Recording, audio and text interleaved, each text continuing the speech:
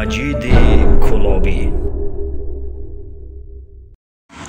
سلام علیکم برادران، احباب، خواهران، مخلصان، پادشاه مجید کلابی.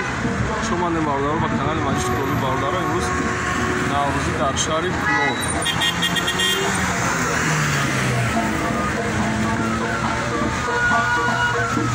این مسجد